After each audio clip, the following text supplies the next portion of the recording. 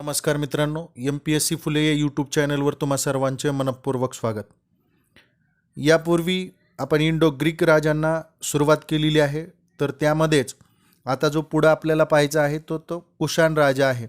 यापूर्वी आपण 4 भाग प्राचीन भारताच्या इतिहासाचे अपलोड केलेले आहे, जे की राज्यसेवा आणि सरळ सेवा परीक्षेच्या दृष्टिकोनातून महत्त्वाचे आहेत. ते पाहिले नसतील तर तुम्ही पाहून घेऊ शकता. चला तर मग आजच्या भागाला सुरुवात करूया. यानंतर आपण कुशाण राजे पाहतोय. मध्य आशियातून भारतात आलेल्या वेगवेगळ्या टोळ्यांनी इसवी सनाच्या पहिल्या शतकामध्ये वायव्य भागामध्ये आणि मुख्यत्वे करून काश्मीरमध्ये आपले राज्य स्थापन केले. यामध्ये त्यांनी ज्यावेळेला नाणी पाडली तर ही सोन्याची नाणी होती आणि सोन्याची नाणे पाडण्याची प्रथम पद्धत ही कुशाण राजांनी विकसित केली. यानंतर कनिष्क आहे. कनिष्कांविषयी जर आपण पाहिलं, सम्राट कनिष्क म्हणून ज्यांना ओळखलं जातं, तर हा एक कुशाण राजा होता. या राजाने पूर्वेला काबूल आणि वाराणसीपर्यंत आपले राज्य पसरवलेले होते. या राजाने बौद्ध धर्माची 4थी परिषद काश्मीरमध्ये भरवलेली होती. कनिष्कने श्रीनगरजवळ कनिष्कपूर नावाचे शहर वसवलेले होते. सध्या हे कामपूर या नावाने ओळखले जाते. कनिष्कच्या दरबारामध्ये चरक हा अतिशय बुद्धिजीवी आणि प्रसिद्ध वैद्य होता. याच्याच काळात अश्वघोष हा कवी होऊन गेला, ज्याने बुद्धचरित आणि वज्रसूची नावाचे ग्रंथ लिहिले. कनिष्कच्या नाण्यावर एका बाजूला स्वतःचा आणि दुसऱ्या बाजूला गौतम बुद्धाचा अशा पद्धतीची प्रतिमा असणारे नाणे होते. यानंतर गुप्त घराणे. गुप्त घराणे जर आपण पाहिले तर इसवी सनाच्या 3ऱ्या शतकाच्या शेवटी उत्तर भारतामध्ये गुप्त घराणे सत्तेमध्ये आले. गुप्त घराण्यामध्ये यांचा संस्थापक श्रीगुप्त हा आहे. समुद्रगुप्त आणि चंद्रगुप्त हे महान आणि पराक्रमी राजे गुप्त घराण्यामध्ये होऊन गेले. समुद्रगुप्त याला प्रयाग प्रशस्ती म्हणून ओळखले जाते. समुद्रगुप्तचा चंद्रगुप्त दुसरा हा मुलगा होता आणि याने अतिशय पराक्रम दाखवून याने आपली सत्ता भारतवर्षामध्ये विस्तारली. चंद्रगुप्त दुसरा याने आपल्या मुलीचा विवाह वाकाटक राजा रुद्रसेन दुसरा याच्यासोबत केला. दिल्लीजवळील मेहरोली या ठिकाणी लोहस्तंभ उभारला. चंद्रगुप्त दुसरा याच्या काळामध्ये चीनी प्रवासी फैयान हा भारतामध्ये आला होता. यानंतर वर्धन राजे. वर्धन राजे जर आपण पाहिले तर या राजांचं वैशिष्ट्य म्हणजे गुप्त घराणे कमजोर झाल्यानंतर वर्धन घराण्याचा उदय झाला. प्रभाकर वर्धन याने वर्धन घराण्याची स्थापना केली. हर्षवर्धन हा या घराण्यातील अतिशय प्रभावी राजा होता. त्याने आपला राजदूत चीनी दरबारामध्ये पाठवला होता. याची राजधानी कन्नौज ही होती. दर 5 वर्षानंतर आपली सर्व संपत्ती प्रजेला दान करत असे. याने बौद्ध धर्म स्वीकारला होता. हर्षवर्धनच्या दरबारातील राजकवी ब्राह्मण भट याने हर्षचरित हा हर्षवर्धनच्या जीवनावरील ग्रंथ लिहिलेला आहे.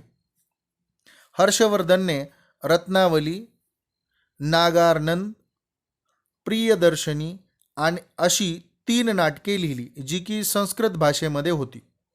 याच्या काळामध्ये युवान शॉन हा चीनी भिक्खू भारतामध्ये आला होता. युवान शॉन हा भारतात 2 वर्ष नालंदा या विद्यापीठामध्ये राहिला होता. यानंतर ईशान्य भारतातील राजे आपणास पाहावयाचे आहेत. ईशान्य भारतातील राजे किंवा सत्ता जर आपण पाहिल्या तर पुष्यवर्धन याने कामरूप या नगराची स्थापना केली होती. महाभारत आणि रामायण यामध्ये कामरूपचा उल्लेख प्रागज्योतिष म्हणून दिसून येतो. महाभारतात मणिपूर देशातील उलुपी या राजकन्येसोबत अर्जुनाचा विवाह झाल्याचे पुरावे आहेत. प्रागज्योतिषपूर ही कामरूपची राजधानी होती. कामरूप प्रदेशाला युवान शॉन याने भास्कर वर्मन या राजाच्या काळामध्ये भेट दिलेली आहे. भारतीय परंपरेनुसार काश्मीरचे प्राचीन नाव कश्यपपूर असे होते. ग्रीक लोक काश्मीरला कॅस्पेरिया नावाने संबोधत असत. कल्लन नावाच्या राजाने राज रंगिनी नावाचा ग्रंथ लिहिलेला आहे. काश्मीरवर कंबोज, मौर्य, करकोट अशा घराण्यांनी राज्य केलेले आहे. दक्षिणेमध्ये तमिळनाडू या ठिकाणी संगम या साहित्यामध्ये चेर, पांड्य, चोल या घराण्यांचा उदय स्पष्ट केलेला आहे. मदुराई ही पांड्यांची राजधानी होती, तर चोळांची तामिळनाडूतील तिरुचिल्लापल्ली ही राजधानी होती. यानंतर सातवाहन घराणे हे महत्त्वपूर्ण ठरते. मौर्य साम्राज्याच्या ऱ्हासानंतर दक्षिणेमध्ये सातवाहन घराण्याचा उदय झाला.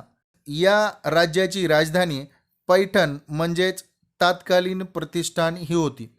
सातवाहन राजे आपल्या नावापूर्वी आईचे नाव लावत असत. या घराण्यातील गौतमीपुत्र सतकर्णी हा अतिशय पराक्रमी राजा होता, ज्याने शक राजा नहपान याचा पराभव केला होता. या गौतमीपुत्र सतकर्णीचा उल्लेख त्रिसमुद्रतोय पितवाहन असा केलेला आहे, म्हणजेच ज्याचे घोडे 3 समुद्राचे पाणी प्यायले आहेत असा तो राजा. 3 समुद्र म्हणजे बंगालचा उपसागर, अरबी समुद्र आणि हिंदी महासागर होय. सातवाहनांचे राज्य उत्तरेला नर्मदा नदीपासून दक्षिणेला तुंगभद्रा नदीपर्यंत विस्तारलेले होते.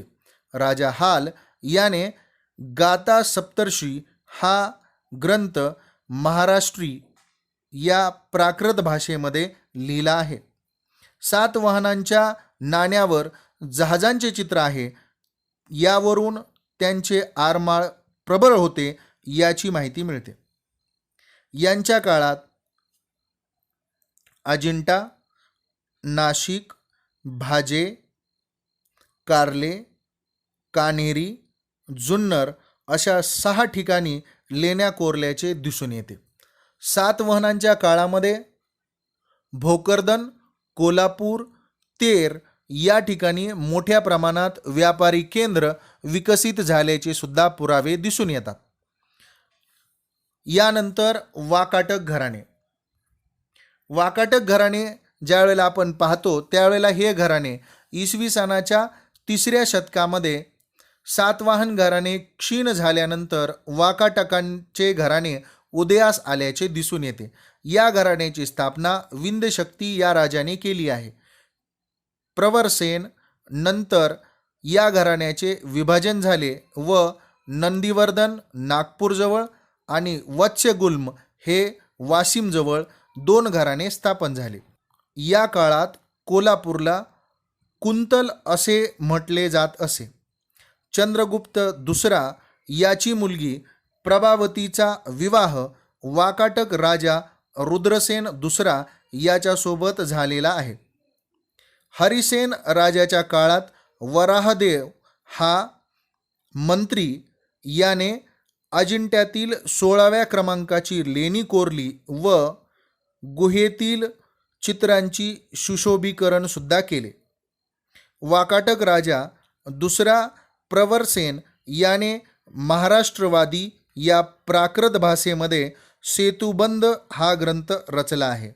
याच काळामध्ये कवी कालिदास यांनी मेघदूत या महान काव्याची रचना केली. यानंतर चालुक्य घराणे. वाकाटक घराण्यानंतर चालुक्य घराणे प्रबळ झाले. पहिल्या पुलकेशीने इसवी सनाच्या 6व्या शतकात चालुक्य घराण्याची सत्ता स्थापन केली. कर्नाटकातील बदामी हे चालुक्याच्या राजधानीचे ठिकाण होते. बदामीला पूर्वी वातापी या नावानं ओळखले जात असे. चालुक्य दुसरा याने सम्राट हर्षवर्धनचे आक्रमण परतून लावले होते. बदामी, ऐहोळे, पट्टदकल येथे प्रसिद्ध मंदिरे चालुक्य काळातच बांधण्यात आली. यानंतर पल्लव घराणे. पल्लव घराणे जर आपण पाहिले मित्रांनो, तर दक्षिण भारतातील एक महत्त्वपूर्ण सत्ता म्हणून या घराण्याला ओळखले जाते. ही सत्ता तामिळनाडूतील कांचीपुरम या ठिकाणी स्थावर झालेली होती आणि कांचीपुरम ही या पल्लव घराण्याची राजधानी होती. नरसिंहवर्मनने महाबलीपुरम या ठिकाणी रथमंदिरे खोदवली. ही मंदिरे अखंड पाषाणात खोदवली आहेत. युवान स्वान याने कोचीनला भेट दिली. या राज्यात सर्व धर्मांना समान न्याय व लोकांसोबत सहिष्णुतेचे आणि न्यायाचे वर्तन केले जात असे त्याने नोंदवले आहे. या घराण्यानंतर राष्ट्रकूट घराणे. दंतीदुर्ग प्रथम याने महाराष्ट्रामध्ये राष्ट्रकूट घराण्याची सत्ता स्थापन केली. कृष्ण पहिला याच्या काळामध्ये राष्ट्रकूट घराण्याने वेरूळ येथे प्रसिद्ध असे कैलास मंदिर खोदवले. राष्ट्रकूटांचे राज्य विंध्य पर्वतापासून ते कन्याकुमारीपर्यंत पसरलेले होते. मुजरीस हे केरळच्या किनारपट्टीवरील प्राचीन बंदर होते. सध्या ते अस्तित्वात नाही. सिंगम साहित्यातून दक्षिण भारतातील प्राचीन काळच्या राजकीय आणि सामाजिक जीवनाची माहिती मिळते. आगम नावाच्या ग्रंथामध्ये महावीरांचे संकलित विचार आपणास दिसून येतात. प्राकृत भाषा ही पैशाची, शौरेशैनी आणि मागधी या 4 भाषांमध्ये विभागल्याचे दिसून येते. सुत्तपिटक म्हणजे गौतम बुद्धांनी केलेले उपदेश आणि वचने ज्या ग्रंथामध्ये एकत्रित केलेली आहेत त्याला सुत्तपीठ या नावाने ओळखले जाते. यानंतर विनयपीठ म्हणजे बौद्ध भिक्खू आणि भिक्खुनी यांनी दैनंदिन जीवनामध्ये वागावयाचे नियम या ग्रंथामध्ये लिहिलेले आहेत.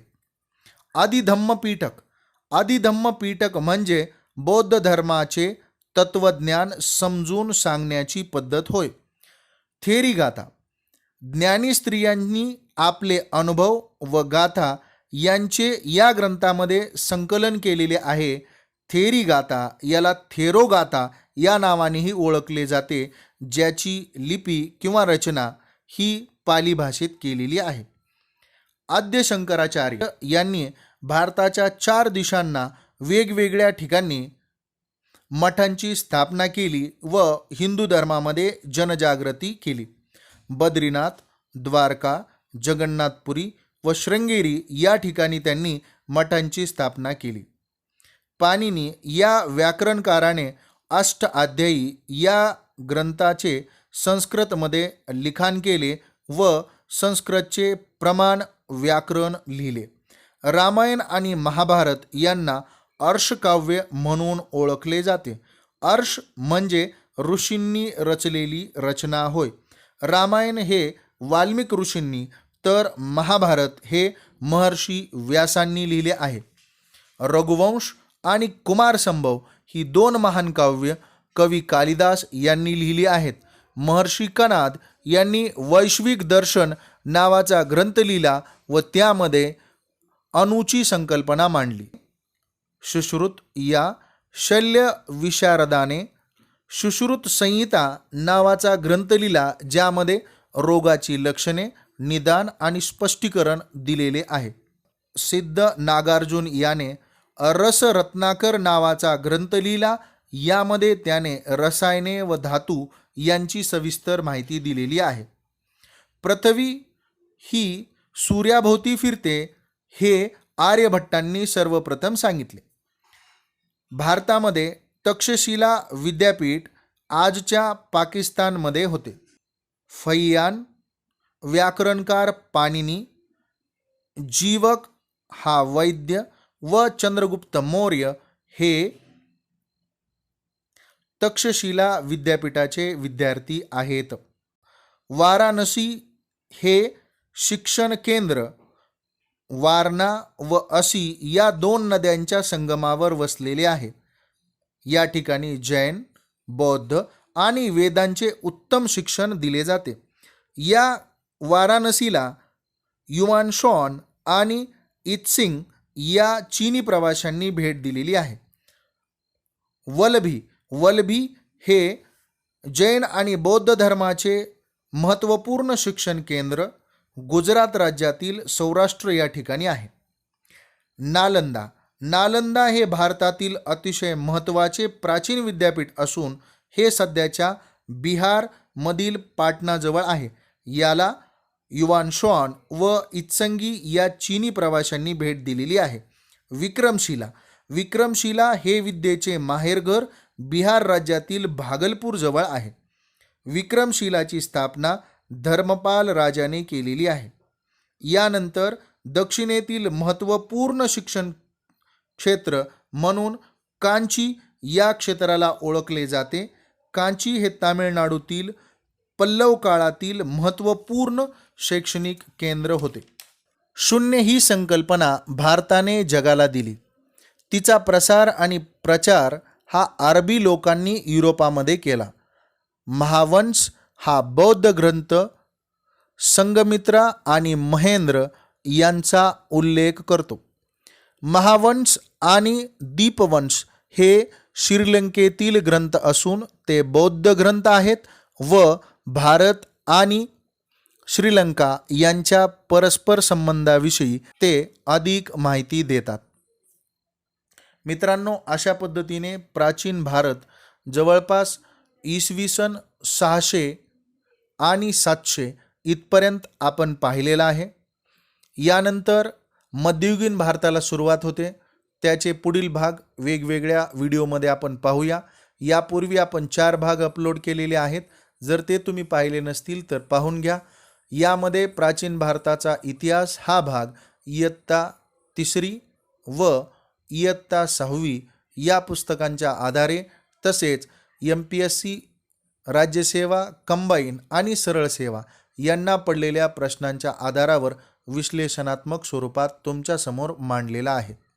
जर व्हिडिओ आवडला असेल लाईक करा, आपल्या मित्रांपर्यंत शेअर करा आणि अशाच प्रकारच्या नवनवीन व्हिडिओसाठी चॅनलला सबस्क्राईब करून नोटिफिकेशनच्या बेल आयकॉनला क्लिक करा. थांबूया. धन्यवाद.